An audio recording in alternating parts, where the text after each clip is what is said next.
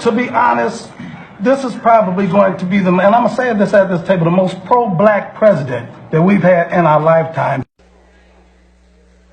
So had that asked me, I would have said, before you praise this president for being pro-black, before you praise this president for caring about ethnic communities and marginalized populations, do your homework. Well, some of y'all didn't do your homework. They didn't do their homework. So let me tell you just a little bit of research, not just him personally, but also some of his policies. Perhaps before they went and sat at this table, they should have done their homework. Because if they had done their homework, they would have known that President Trump has ramped up mass incarceration by instructing Attorney General Jeff Sessions to revitalize the war on drugs. They would have known that of the 87 picks for federal judges, 85 have been white and just one has been black and one has been Hispanic. They would have known that President Trump supported the Department of Justice engaging in unlawful voter purges, making it difficult for blacks to go and vote. They would have known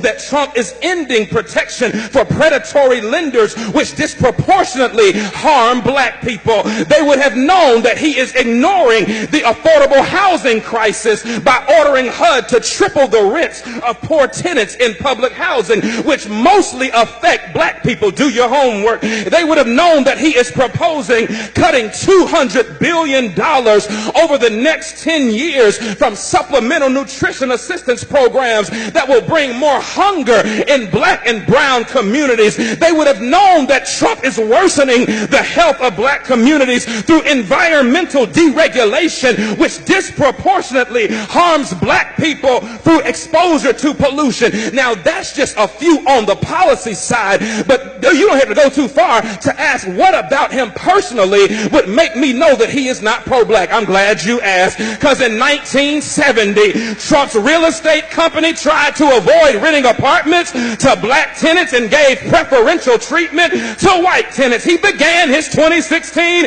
presidential campaign with a speech disparaging Mexican immigrants as criminals and rapists. Y'all remember that? In 2016, he said of people of color, you are living in poverty, your schools are no good, you have no jobs. Hold on, I'm a product of a HBCU, and I'm a product of black school systems and black teachers. Don't you ever tell me that my black schools are...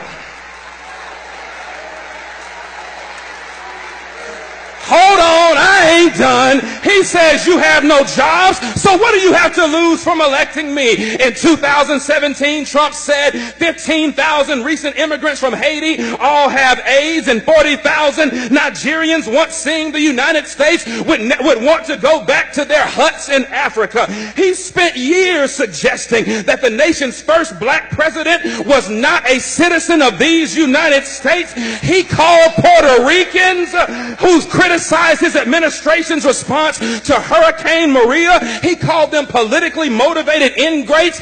Hold on, but he called those who marched beside white supremacists in Charlottesville, Virginia, he called them very fine people. He hired Steve Bannon, a white nationalist, as his chief strategist. He called Haiti and other African nations S-hole countries, and he's taking credit for an economy that has not been built on his administration, but was built on the backs of 8 years of hard work under the Obama administration.